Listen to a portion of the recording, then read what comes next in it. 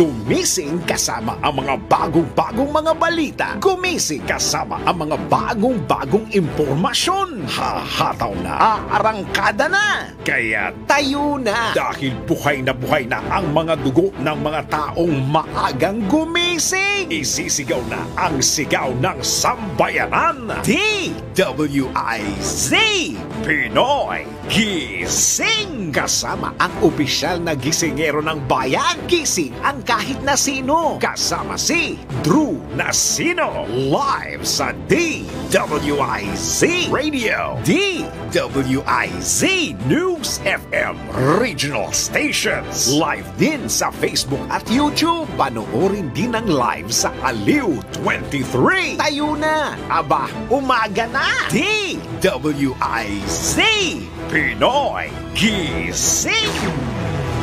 Pinoy Gising. Sa magandang morning Luzon, Visayas, Mindanao, Mega Manila, sa buong bansa, sa buong mundo ngayon pong araw na ito ng Martes Santo. Ngayon po ay Marso 26, taong 2024. Silipin na po natin, alamin na po natin ang mga nabubulabog at mga nagigising na headlines. Pinoy Gising. 17 katao patay sa salpukan ng dump truck at van sa North Cotabato. Panibagong big time oil price hike sumalubong sa mga motorista ngayong Martes Santo. Presyo ng GG o galunggong tumaas. Libo-libong pasahero dagsana sa mga terminal, 2 bus driver sa PTEX positive sa shabu.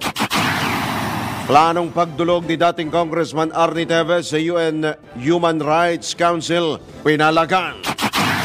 Pagpaparesto ng Senado, pinatitigil ang kampo ni Pastor Apollo Quiboloy sa Korte Suprema. At temporary restraining order laban sa plastic cards na lisensya tinanggal na. Kasama ang opisyal na gisingero ng bayan. Gising ang kahit na sino. Kasama si Drew Nasino. DWIZ Pinoy Gising. Pinoy Gising.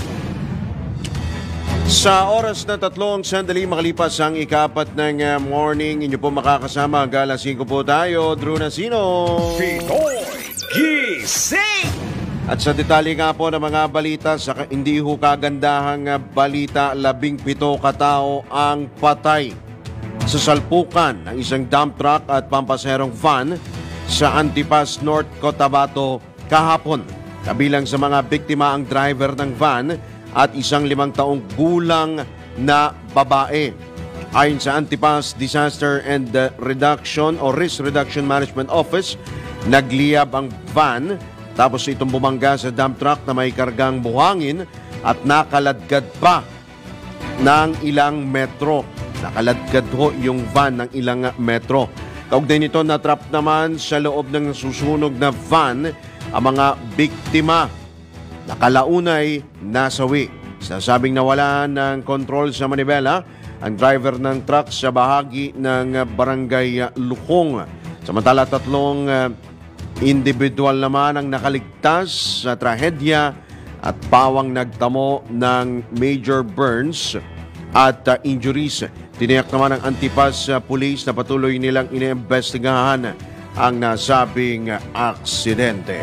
Pinoy Gising. Umarangkada na ang panibagong big time oil price hike ngayong Martes Santo. Ayon sa mga kumpanya ng langis, 2 piso at 20 sentimos ang dagdag presyo sa kada litro ng gasolina. Habang piso 40 sentimos sa kada litro ng diesel at piso 30 sentimos sa kerosene o gaas. Ipatutupad ng mga kumpanyang Petrogas, PTT Philippines at Unioil ang price adjustment mamayang alas 6 ng umaga habang alas 4 ng hapon ang clean fuel. Ipinalawanag naman ng Department of Energy na ang pagtaas ng presyo ng krudo ay bunsod ng tensyon. Nagpapatuloy na kaguluhan sa Middle East.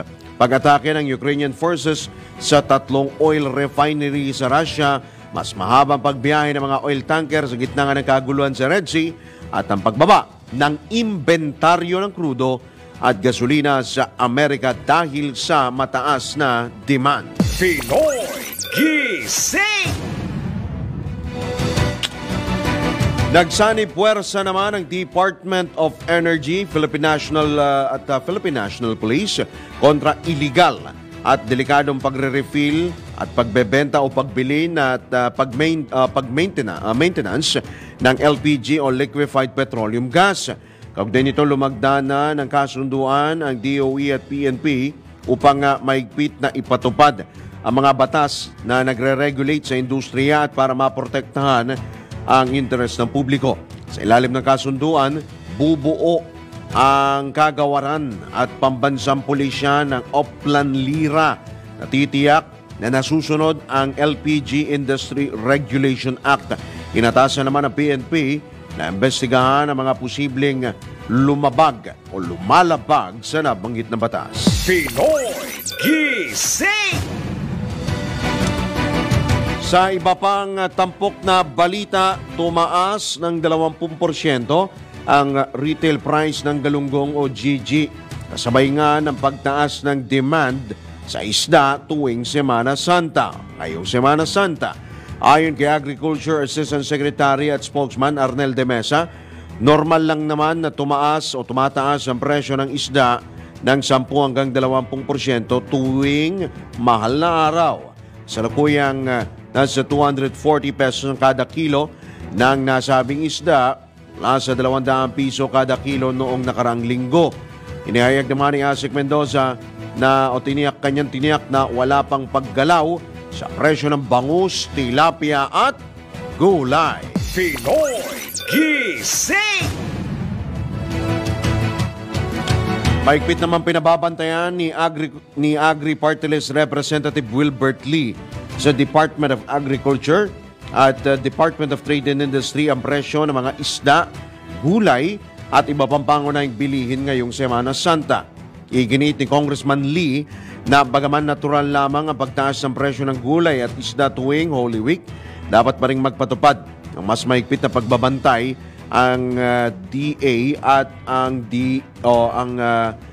DTI ng mas maigpit na pagbabantay lalo ngayong linggo. Kaugnay nito, minungkay ng mambabatas ang paglalagay ng Suggested Retail Price o SRP sa mga pangunahing bilihin. Mapala rin ang kongresista na palawakin pa ang price monitoring ng DA sa provincial at regional level upang para hindi lamang sa Metro Manila na babantayan ang presyo ng mga bilihin. Pinoy Gising!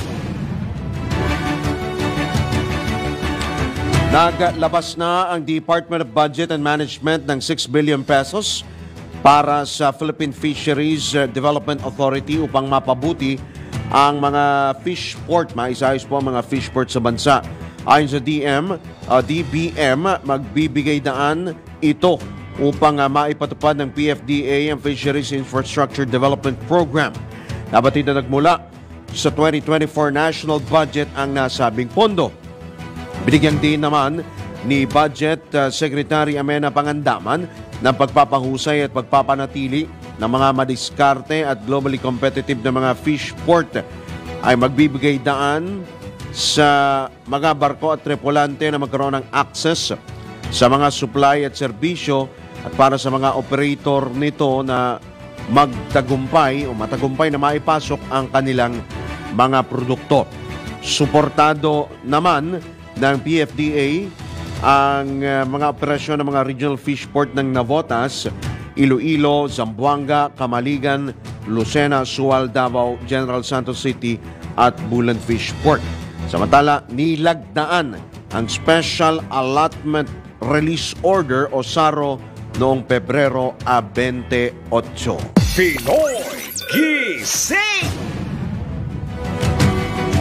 Sa iba pang balita, ramdam na ng mga pantalan. Ramdam na po sa mga pantalan ang dagsa ng libu-libong pasaherong uuwi sa kanilang mga probinsya ngayong Semana Santa. Ayon sa Philippine Coast Guard, Oplan biyaheng ayos. Walo na sa mahigit 86,000 ang bilang ng mga pasahero sa Pantalan hanggang kahapon ito ng tanghali.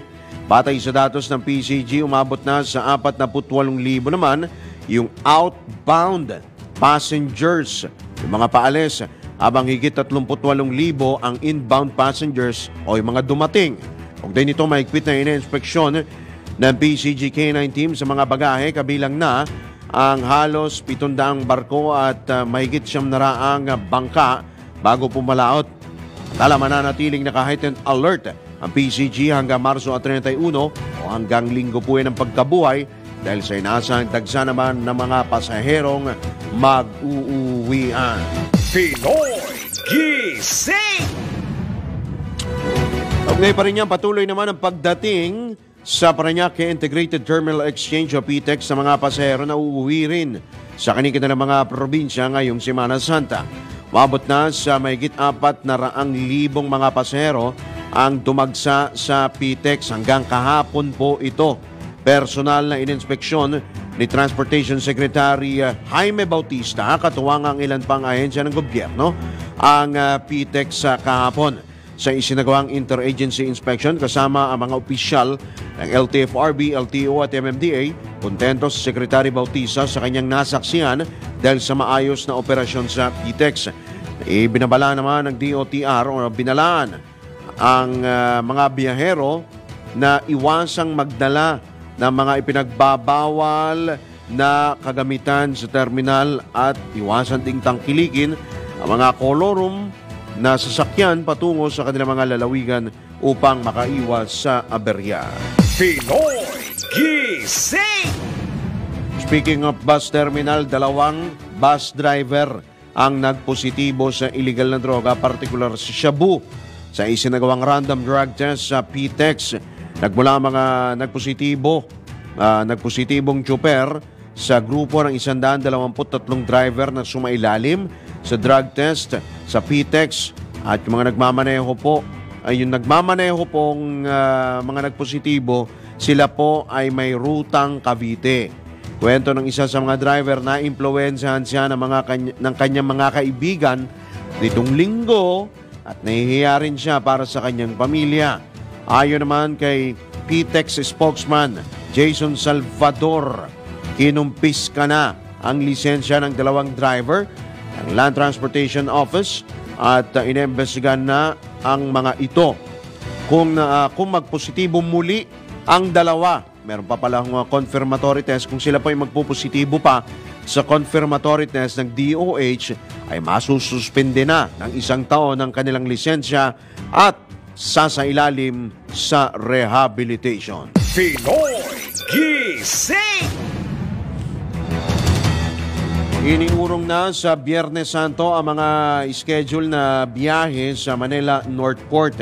Ayon sa Philippine Ports Authority, maaaring mabigyan ng mga pasahero ng 100% refund sa kanilang pakikipag-ugnayan sa kanilang mga shipping company. Idinagdag naman ni PPA General Manager Jason Tiago na maaari ring magpa-rebook ang mga pasahero pero sa Biyernes Santo pa rin babiyahe ang kanila pong barko. Suwesyon din ni Santiago na maaaring magkaroon ng rerouting dahil nga po sa nangyari. Pinoy Gising! Samantala, pinapayagan na ng MMDA ang mga provincial bus na dumaan sa EDSA ngayon lamang Semana Santa. Ayon sa MMDA, binigyan nila ng permiso ang mga nasabing bus na dumaan sa EDSA simula Lunes Santo hanggang Linggo ng pagkabuhay upang makatulong sa mga pasahero na uuwi ng kanilang pong mga probinsya para daw po hindi na pumunta doon sa mga malalayo. Yung iba ho kasi pupunta pa ng PTEX, pupunta pa ng mismong terminal, di ba? Or dadaan pa doon sa mga alternatibong ruta. Pero dito po sa abiso po ni MMDA Acting Chairman Romando Artes, maaring dumaan yung mga bus sa EDSA sa Lunes at Martes. Ito nililinaw po niya, Lunes at ngayon pong araw simula alas 10 ng gabi hanggang alas 5 ng umaga at pagsapit ng Miyerkules hanggang Linggo ay papayagan na ang mga ito ng buong araw. Samantala, suspendido naman ang number coding sa Metro Manila sa Huwebes at sa Biyernes Santo. Pinoy Gising! Iginit naman ni Senate Committee on Public Services Chairperson Grace Poe na hindi na kailangang magdeklara ng state of calamity sa Metro Manila dahil sa tumitinding traffic congestion. Ito niya ay dahil araw-araw naman itong nararanasan. Yun na nga ho, Senator. Ayon kay Senator Marcos, sa halip ay dapat gawin ng gobyerno makinig at ikonsidera ang mga sinasabi ng mga eksperto kung paano malulutas ang problema sa mabigat na daloy ng trapiko. Umaabot na anya sa, grabe ho kasi, bilyong piso na po. Maabot na sa 3.5 billion pesos, 3.2 bilyong piso po ang lugi kada araw. Dahil sa traffic congestion, lalo sa Metro Manila, na isang malinaw na krisis na dapat matugunan ng pamahalaan. Bigyan din pa ng mambabatas na hindi lang dagdag na mga kalsada ang solusyon dito dahil mahalaga ring mapahusay at mapalawak ang mass transit o mass transport system ng bansa. Ginawa ng Senador ang pahayag bilang tugon sa panawagan ng Business Group Management Association of the Philippines o MAP na ideklara ang state of traffic calamity dahil sa napakalaking lugi sa ekonomiya, sa mga negosyo dahil sa malalang problema sa masikip na daloy ng trapiko sa Metro Manila. Pinoy Gising!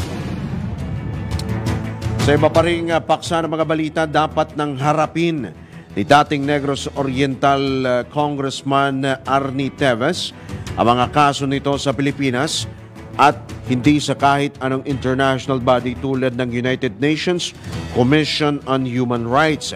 Ito ang iginit ni Justice Assistant Secretary at spokesman Jose Mico Clavano matapos ihayag ng mga abogado ni Teves na balak nilang dumulog magpasaklolo sa UNCHR.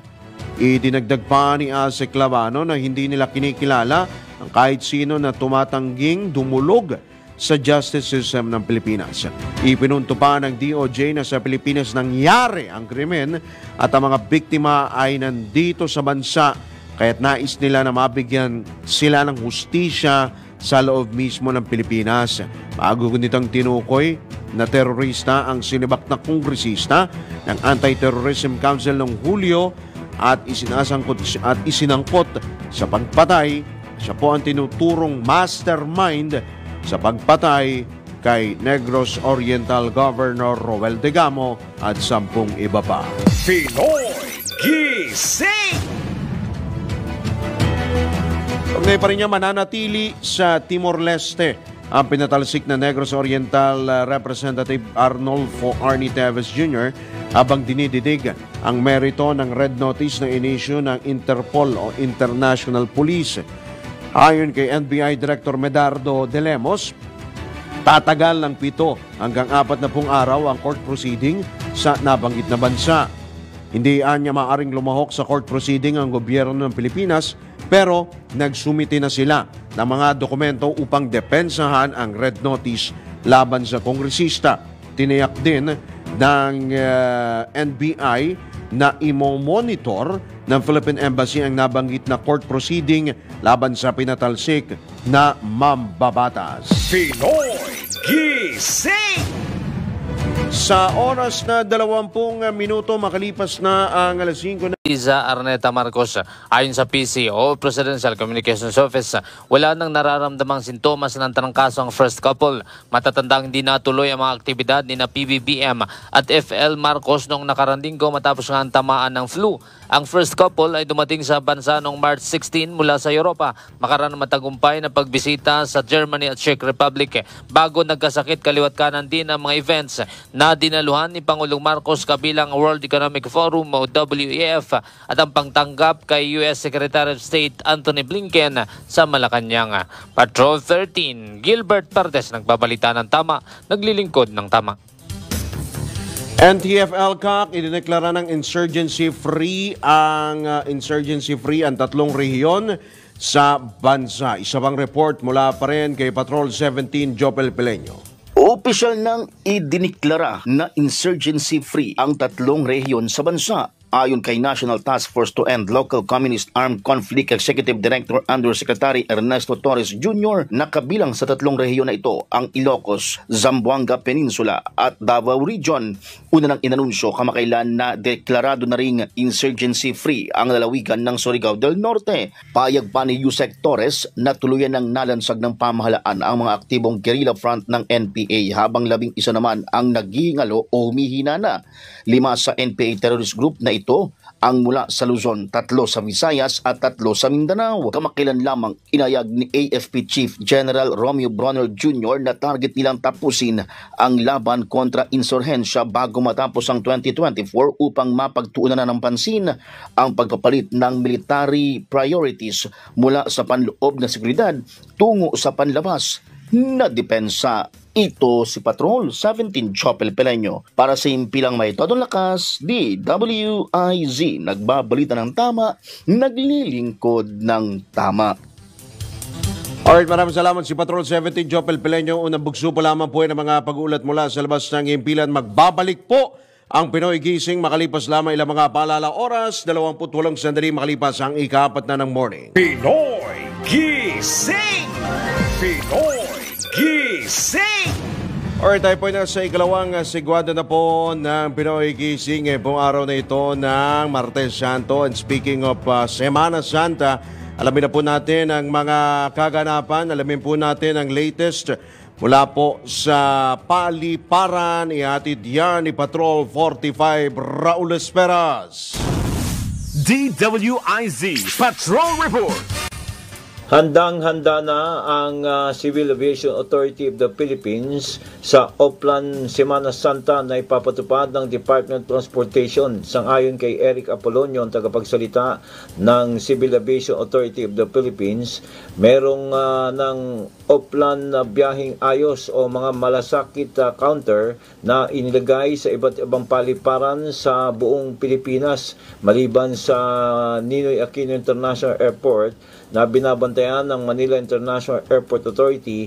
Ang Civil Aviation Authority naman o Civil Aviation Authority of the Philippines o CAP naman ang siyang nangasiwa ng ibang paliparan sa buong bansa. Idinagdag ni Eric Apolonio na hindi bago ang kanilang ginagawang Oplan biyaheng ayos kung kaya't kanilang tinitiyak o naniniwala na magiging maayos ang pagbabakasyon at pagbiyahe ng ating mga kababayan sa mga international at domestic flights. Raul Esperas, Patrol 45, nagbabalita ng tama, nagdilingkod ng tama sa impilang may todo lakas, DWIC. Samantala, General Pareño pinangunahan ng donning of ranks at oath-taking ceremony ng mga bagong opisyal ng Philippine Air Force. Nagbabalik si Patrol 17 Jopel Peleño. Pinangunahan ni Philippine Air Force Commanding General Lieutenant General Stephen Pareño ang panunumpa sa tungkulin ng 16 na bagong second lieutenant ng hukbong panghimpapawid ng Pilipinas. Kasunod ito ng isinagawang donning of ranks at oath-taking ceremony sa Agunod Hall, Villamor Air Base sa lungsod ng Pasay. Kinabibilangan ang mga bagong opisyal ng 12 nagsipagtapos ng Philippine Air Force Officer Training Course Makadasig Class of 2021 at 4 naman na nagtapos sa Officer Candidate Course Mabagwis Class of 2021. Pinuri ni Lieutenant General Pareño ang mga new Air Force officer at pinaalalahanan na patuloy na itaguyod ang pinakamataas na antas ng responsibilidad at accountability. Hinikayat din ito ang mga bagong opisyal na sikaping makamit ang excellence, mahusay na pamamahala at natatanging pagganap sa kanilang sinumpaang mandato para sa bayan. Ito si Patrol 17 Chopel Peleño. Para sa impilang may todong lakas, DWIZ, nagbabalita ng tama, naglilingkod ng tama. Dahil sa tumitinding init po ng panahon, Department of Labor and Employment naglabas ng abiso para maiwasan ang heat stress ng mga empleyado. Ang report naman mula kay Patrol 5, Aya Yubanco. Naglabas ang Department of Labor ng mga pamamaraan upang maiwasan ng mga empleyado ang heat stress, lalo na ngayong summer, sa ilalim ng Labor Advisory 08 Series of 2023. Hinikayat ng DOLE ang mga private employer na sumunod sa ilang health and safety measures upang maprotektahan ang kaligtasan at kalusugan ng mga empleyado, kabilang ang pagtiyak na may sapat na ventilation at epektibong heat insulation sa workplace, pagpapalit ng oras ng break kung saan kailangan at pagbibigay ng libreng tubig sa trabaho. Ayon sa DOLE, marami pang ibang pamamaraan upang makatulong ang mga employer sa kanilang mga empleyado upang maging maayos at produktibo ang mga manggagawa sa gitna ng mainit na panahon. Ito yung patrol number 5. Ay pa ako para siyempre lamatalo ng lakas. DWIC. Napabalita na tama, naglilingkod ng tama. Kapag may bagong balita, naka-on air, agad-agad, DWIC Patrol Report. May dagdag lamang po natin dyan sa pag-uulat ni Patrol 5 IAU Bangko bago po tayo magtungo sa pag-uulat mula sa probinsya. Kahapon po, batay po ito sa heat index forecast ng Pag-asa. As of 5 p.m. kahapon po ito naitala ang 43 degrees Celsius na heat index. Ito po ay kahapon as of 5 p.m. po ito sa Zamboanga City. Kahapon po ito 43 degrees Celsius. Ayan po ang pinaka mataas na heat index kahapon. Alright, tayo po ay magtungo na sa balita mula sa probinsya. Ronda Probinsya. Lamin po natin ang pag-uulat ni Manong Ronald Idol Domingo mula dyan sa Ilocandia. Manong?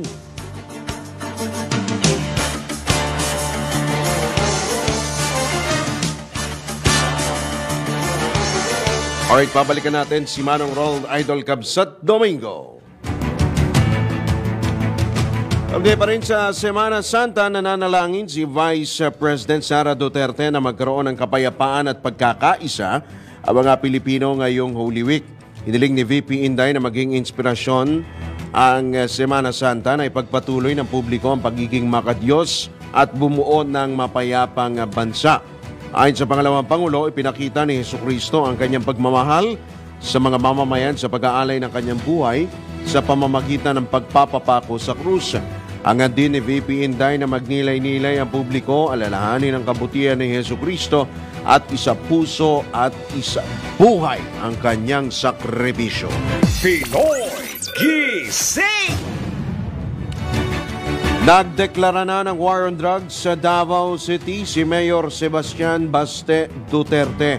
Ayon kay Mayor Duterte, nakatanggap siya ng mga reklamo mula sa mga barangay captain, lalo na sa mga lugar na may malalaking populasyon hinggil sa talamak na aktibidad ng iligal na droga. Kaugnay nito, hinimok din ng alkalde ang mga kapitan na tumulong sa mga otoridad sa pagsugpo sa iligal na droga sa kanilang mga lugar. Batay sa datos ng Dahas Project ng University of the Philippines Third World Study Center, 77 katao na sa Davao City ang napatay dahil sa illegal na droga simula July 1, 2022 hanggang March 15, 2024. Taliwas naman ito sa listahan ng pulisya na 5 drug suspects lamang ang napatay dahil makaraang manlaban. Pinoy Gising.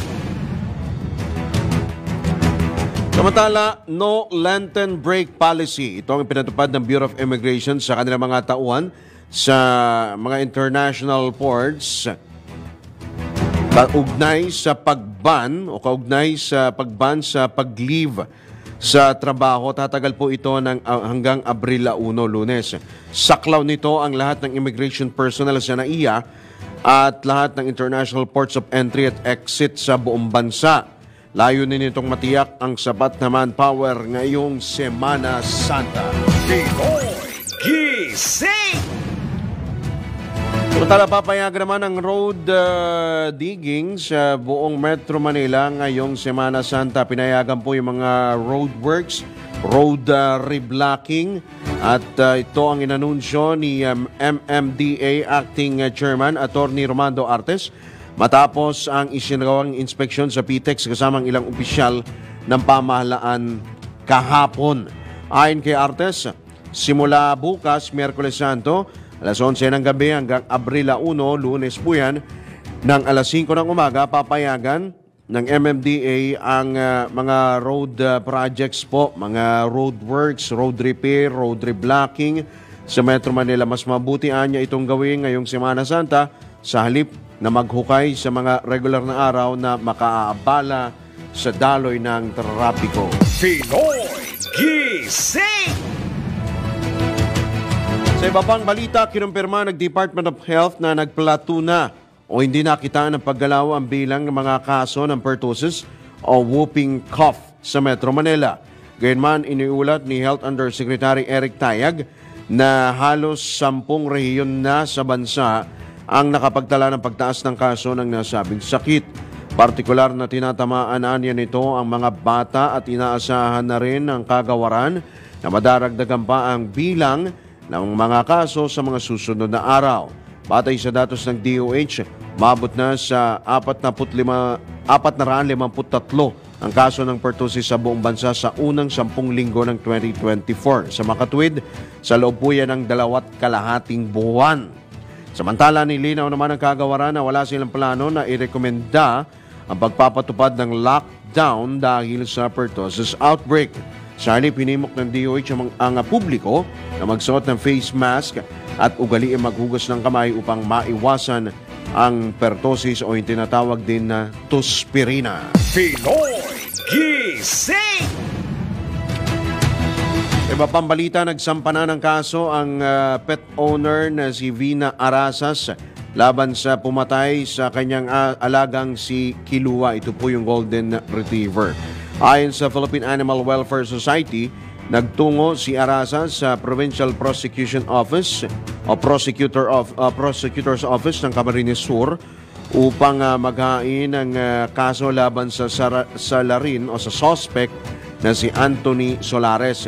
Bilang kasama ni Arasas si Post Executive Director Ana Cabrera at mga volunteer lawyer na sina Eliza Mary Jan Abanes at Aldrin Carlos Mereria. Samantala, nagpositibo naman sa rabies ang nasabing aso pero nilinaw ng POS na maaring hindi akma ang resulta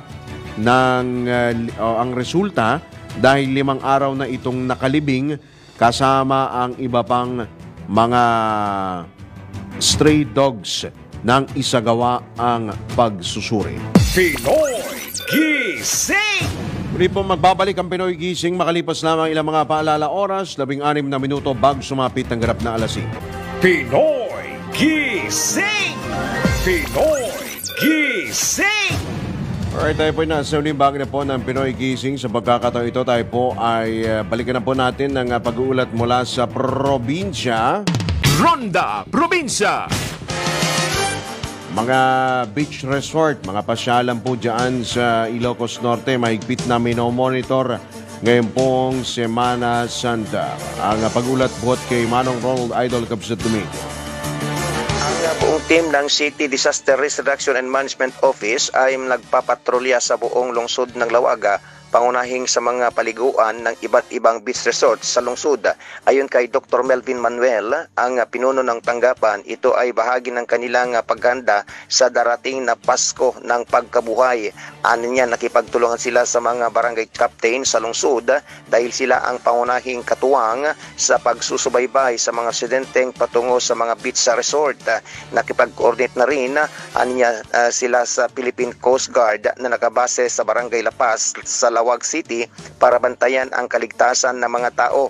Aniya kasama sila sa Business Permit and Licensing Office para mag-serve sa mga beach resorts sa lungsod ngayong linggo. Samantala, sinabi ni Dr. Manuel na dapat dumaan ang lifeguard na naka-duty sa mga accredited agency gaya ng Philippine Coast Guard para magkaroon din sila ng parehong edukasyon sa pagliligtas sa mga nalulunod na individual. Dagdag pa niya, mayroon silang non-government organizations tulang ng media, Pugadlawin, Kabalikat, Fariñas Fire Brigade at iba pa. Ito ang Ronda Patrol, Ronald Idol Domingo, nag-uulat, pasimpilang may tudong lakas, DWIC, nagbabalita ng tama, naglilingkod ng tama. Pinoy Gising! Sa iba pang balita, isinusulong ng Department of Finance na magkaroon o patawan ng excise tax ang single-use plastic bags. Ayon sa DOF, inaasang kikita ang gobyerno ng mahigit 31 bilyong piso at makatutulong upang ito'y bilang tugon na rin sa climate change sa oras na patawan ng buwis ang single-use plastic bags. Sa panukala ng kagawaran, kabilang ang mga hindi na-recycle sa papatawan ng excise tax gaya po ng yung plastic ice, plastic labo, ayan, at sandbag, pati po yung plastic na wala pong hawakan. Sa ilalim ng sinusulong ng DOF, bagyang tataas ng 82 centavos mula sa kasalukuyang 47 centavos ang presyo po ng plastic labo. Pati po yung plastic, tataas din po ang presyo. Habang aakyat naman ng 51 centavos hanggang 91 centavos ang presyo ng sandbag. Pinoy Gising! Samantala, dako naman tayo sa pag-uulat mula sa Bicolandia. Kaugnay pa rin po ito sa semana saan tayo mga pampublikong sasakyan diyan po sa Naga City in inspection. Detalye ati ni Melvin Machado. Latis ang pagkadismaya ni Naga City Land Transportation Office Head Ms. Grace Rojas matapos sa 8 sa 23 pampublikong sasakyan sa Bicol Central Station sa Naga City ang bumagsak sa kanilang isinagawang ocular inspection bilang bahagi ng seguridad ng mga pasahero ngayong Semana Santa. Kabilang sa didiscover ng LTO Naga ang kakulangan ng ibang babiyahe sanang bus ng accessories gaya ng side mirror at wiper. May isang bus naman ang hindi na pinayag ang makapagbiyahe dahil sa kalbo o manipis na ang gulong na malaking banta sa seguridad ng mga pasahero kaya pinalipat ibang mga ito habang hinihintay na mapalitan ang kanilang kalbong gulong. Wala munang ibinigay na ticket o citation ticket sa mga driver dahil sa loob na sila ng terminal nasita. Ngunit binalaan ang mga ito na papatawa ng mabigat na penalidad kung mag-cross ang kanilang landas sa kalsada, lalo na ngayong Semana Santa kung saan nakalatag ang Oplan Ligtas Biyahe ng LTO Bicol. Ito ang Ronda Patrol, Melvin Machado para sa impilang may todong lakas, DWIZ. Nagpapalitan ng tama, naglilingkod ng tama. Pinoy Gising!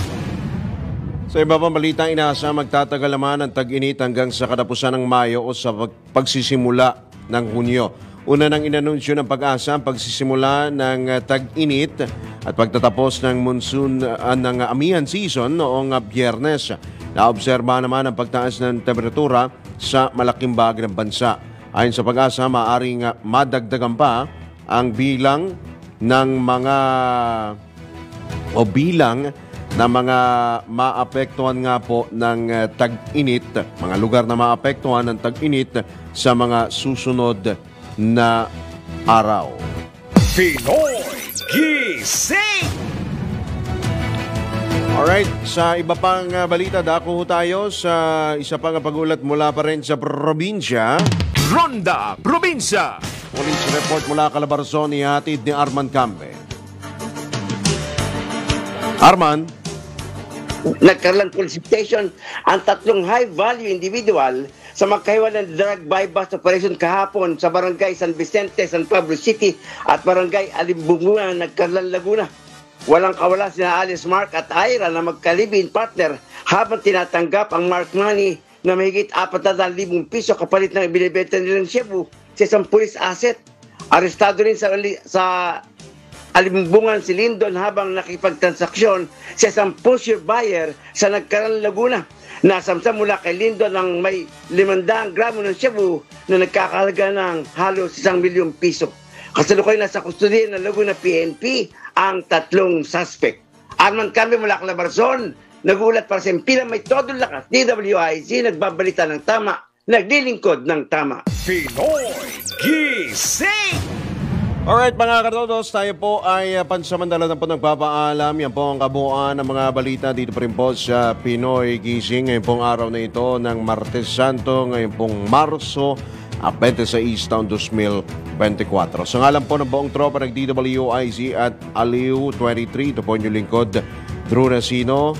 Babalita ng tama, naglilingkod ng tama. Pipitawan muna namin kayo ng isa pong patama quote for the day po ngayong araw po na ito. Ang tunay na halaga ng tao ay hindi nasusukat sa yaman, kundi sa kanyang kabutihan. Susukat po yan talaga, totoo, sa kanya pong kabutihan. At syempre, yan po ay nakabatay din po no, sa pagrespeto rin po. Nasusukat din po yan sa pagrespeto po natin sa ating pong kapwa-tao, sa ating pong paggalang sa mga nakatatanda. Kumbaga tayo po ay dapat matuto pong rumespeto. Hindi lamang sa mga nakatatanda, kundi po sa atin pong lahat. Kung yan po ay anuman ho ang edad niyan, respeto po natin yan. So, yung tunay pong yaman ay yung pong kabutihan. At syempre, alam nyo ba, ito maidagdag ko lang, yung tunay na yaman, nagmumula po dito. Kung wala ho nito, wala hong yaman. Diba? Kung wala po tayong yamang pangkaisipan, hindi po natin makakamit yung material wealth. Unang-una po, dapat meron po tayo nito. Mayaman po dapat ang ating pong kaisipan. Kasi yung yaman na yan, tama naman yung sinasabi nila. Hindi mo madadala sa hukay o hindi mo madadala sa langit ang yaman. Pero ang mabuti mong gawin sa iyong yaman ay ipamahagi mo rin. Share your blessing. Diba? May kasabihan nga tayo, diba? It's better to give than to receive. Mas maigi po, i-share po natin ang ating pong yaman, ang ating pong blessings, sapagkat mas malaki po ang sukli niyan pagsapit naman po natin sa taas, di ba? Pagsapit po ng ating tinatawag na takip silim ng ating buhay, di ba? So, yan po, ugaliin po natin yan, isabuhay po natin yan ngayon pong Semana Santa, ngayon pong mahal na araw. Isa puso at isabuhay po natin yan. Na tayo po ay maging mapagpakumbaba. Hindi po lahat ng yaman ay nakikita. Hindi lahat ng yaman na hawakan. Diba? Yung iba nandito. Karamihan nandito talaga. Diba? Yung iba nandito rin. Kaya importante po yan. Isabuhay po natin yan. Well, anyway, susunod na po ang Arangkada Balita. Makakasama po natin maya-maya si Miss Judith Estrada Larino. Bye-bye! Gumising kasama ang mga bagong-bagong mga balita. Gumising kasama ang mga bagong-bagong impormasyon. Hahataw na, aarangkada na.